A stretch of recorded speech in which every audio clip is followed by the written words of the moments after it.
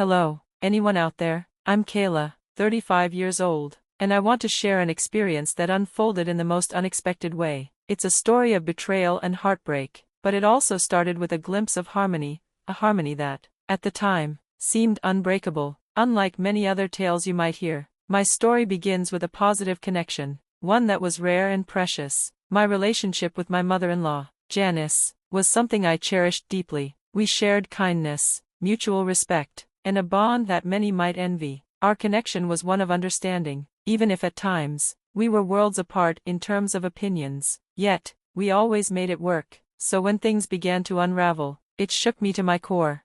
Then there was my husband, Gary. To me, he was everything, my partner, my best friend, the person who made every adventure feel worth living. Our love seemed effortless, and our lives together were a series of shared experiences, small moments of joy, and the kind of love people dream about. Our relationship, despite its occasional disagreements, like any marriage, always felt like a safe haven for both of us. There were no red flags, no creeping doubts, just a shared vision of a life filled with love, family, and adventure, or so I thought.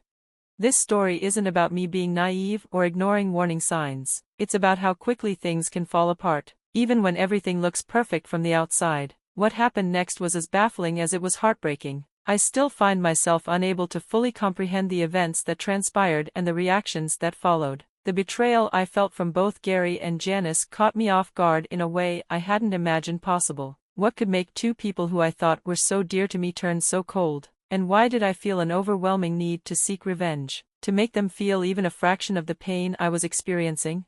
Here's the backstory. I had planned a special family vacation, one that I hoped would bring us even closer together. What was originally meant to be a getaway for Gary and me morphed into something more, an opportunity to include Janice, who had been widowed for 3 years. I thought about how lonely she might be, how much she deserved a break from the isolation she must have felt. I wanted this trip to be something she could look forward to, so I invited her to join us, imagining a vacation filled with shared memories and experiences.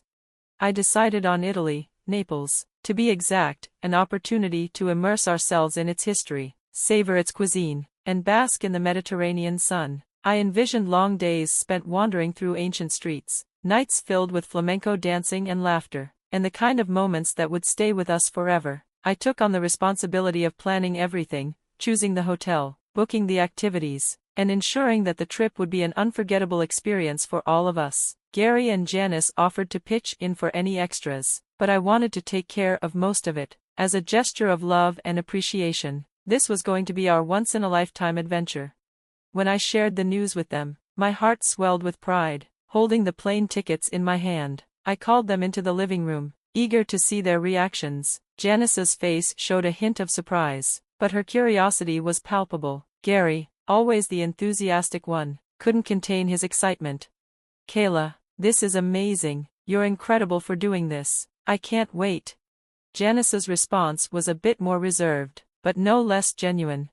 "Kayla, this is such a generous thing to do. I really appreciate it. I'm so touched."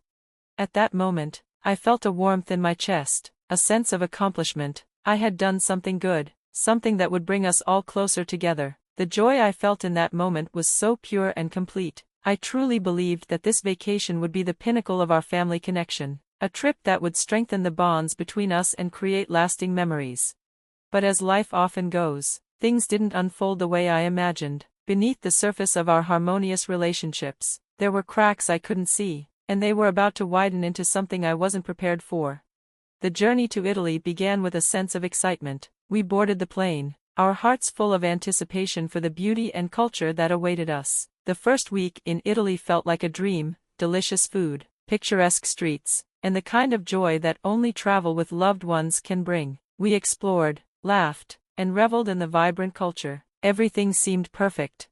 But as the days passed, something shifted. Without warning, I found myself in an empty hotel room one Monday morning. The kind of room that should have been filled with laughter and conversation, but instead was eerily quiet. My phone rang, but the calls to Gary and Janice went unanswered. I searched the room, no bags, no notes, no signs that they had left. It was as though they had vanished into thin air. I was bewildered, my mind racing with 1,000 questions. Where were they? Why was I left alone?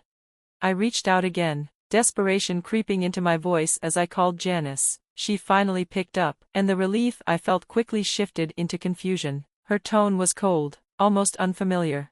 "Kayla, I figured I should at least return your calls," she said, sounding distant. "I'm sorry if you're upset, but we left. We couldn't stand another week with you."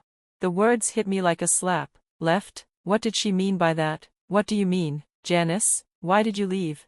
"I couldn't do it anymore," she replied bluntly. "I'm sorry, but after a week, I just couldn't stand being around you. I needed to get away." I was stunned. "What do you mean? Was I doing something wrong? Did I upset you?" "I'm not sure," she said, her voice sharp with frustration. "I couldn't put my finger on it, but being with you for this long, it just felt suffocating. You had no idea how hard this was for me, and I just couldn't keep pretending that I was okay." The conversation continued, but my heart had already broken. In that moment, I felt a deep sense of betrayal, not just from Janice, but from Gary as well, who had somehow let this happen. They had left me in a foreign country, alone, with no explanation, no understanding of the depth of my hurt.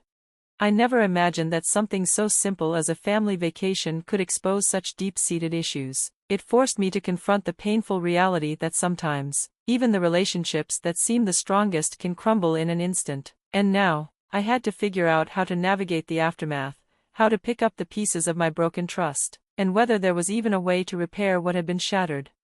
As the phone call with Janice continued, I couldn't help but feel a growing frustration and confusion. "If you felt this way, why agree to come to Italy with us in the first place?" I asked, my voice wavering with disbelief.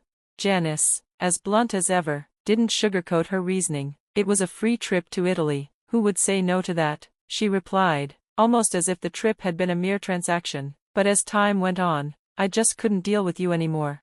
My heart sank at her words. "What did I do that bothered you so much?" I pressed, desperate for some clarity. Her response only deepened my sense of frustration.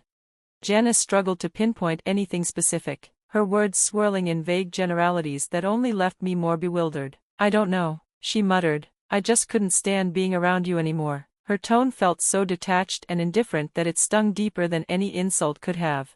As I grappled with her vague complaints, my mind was racing with questions. Was it something I said? Something I did? The suddenness of her reaction left me reeling. It was becoming clear that this wasn't about any one thing I had done, it was just her inner turmoil that had boiled over in the form of disdain and frustration toward me. Desperate for some sort of explanation, I needed to hear Gary's side of the story. "Can I talk to Gary?" I asked, my voice trembling as I held on to the last thread of hope that he might shed some light on what was happening. Janice didn't hesitate to hand him the phone, and I could hear his voice on the other end, as casual as if nothing was wrong. "Hello," he said, a hint of confusion in his tone. "Gary, you're leaving me too?" I asked, my voice breaking with the weight of betrayal. The reality of the situation hit me like a ton of bricks. "I'm leaving because my mom said she needed to go home, not because I don't like you," Gary explained, trying to justify his actions. "But I thought this trip might bring us closer, help you two get along better," he added, his voice filled with uncertainty. That admission took me by surprise. "How long have you known about your mom's feelings toward me?" I asked, my heart sinking further. Gary hesitated before admitting, "For a while, but I thought we could work through it. I thought being here together would help." The revelation felt like a gut punch. Gary had known about his mother's growing discomfort with me but never bothered to talk to me about it. Instead, he had hoped the trip would somehow fix things. The lack of communication, the unspoken tension, it was all so overwhelming. I couldn't believe that no one had come to me, that no one had been honest with me about the issue. If they had, maybe things wouldn't have escalated so quickly. "Why didn't anyone talk to me about this before?" I asked, my frustration bubbling to the surface. "We're adults, we solve problems through communication, not by running away." But Gary, like his mother, couldn't offer any real answers. The silence between us was deafening. It was clear that Janice's problem with me was more about her own insecurities than anything I had done. The jealousy, the bitterness, the unresolved issues, everything pointed to a deeper issue within her, one that had nothing to do with me, yet everything to do with how she saw our relationship. I ended the call, pacing the room, my thoughts a whirlwind of hurt and disbelief. But amid the pain, something else began to stir inside me, a realization. Decades of experience had taught me that sometimes people don't have rational reasons for their actions, their anger, their resentment. It's often not about you at all. It's about their own internal battles, their own struggles with insecurity, jealousy, and unspoken fears. I began to understand that Janice's behavior was likely rooted in her own issues, and I had become an unwitting scapegoat for her unresolved emotions. Still, the sense of betrayal lingered, gnawing at me. How could the people I loved, the people who had been closest to me, just abandon me like this?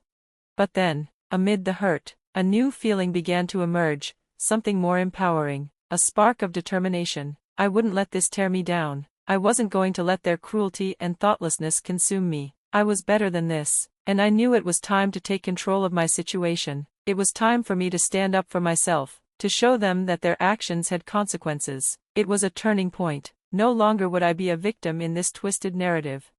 I wiped away the tears, steeling myself for what was to come. With shaking hands, I dialed Peter's number, the one person who had always had my back through every trial and tribulation. As soon as he answered, I poured out everything that had happened in Italy, the shock, the hurt, the sense of betrayal. Peter, ever loyal, listened carefully and then responded without hesitation.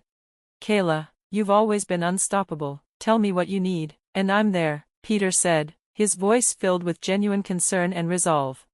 I knew I needed something bold, something that would not only make them understand the depth of my pain but also make a statement. Peter, I began, does your construction company still deal with that annoying excess sawdust? Peter sounded a little puzzled but intrigued. Yeah, it's a constant problem. Why?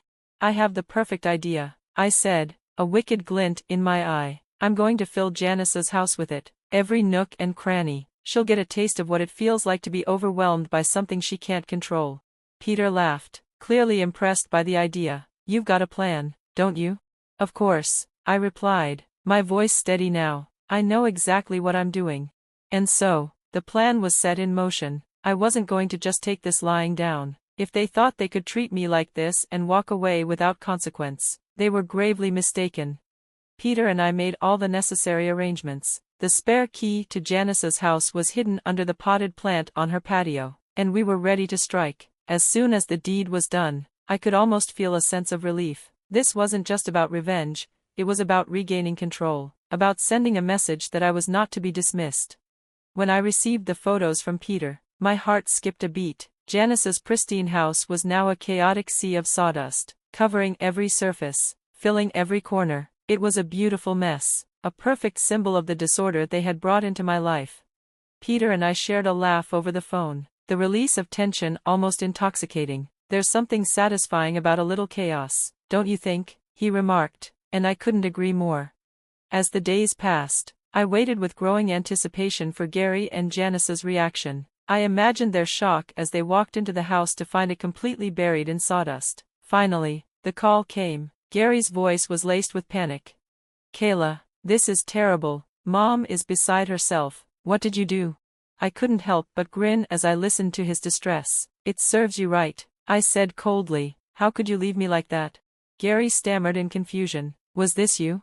Before I could respond, Janice's voice cut in, demanding to speak with me. She accused me directly, but I was calm and unfazed. Maybe it's time you started thinking about your home security, I said, a hint of sarcasm in my voice. Perhaps you'll think twice about abandoning people in the future.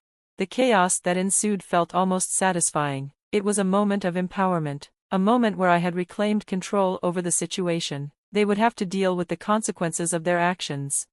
As for me, I stayed in Italy, savoring every moment of freedom, knowing that I had made my point. The vacation that was meant to be a shared experience had turned into something entirely different, but it had also become a defining moment for me. Sometimes, you have to teach people a lesson in the only way they understand, and sometimes, that lesson comes with a little bit of sawdust.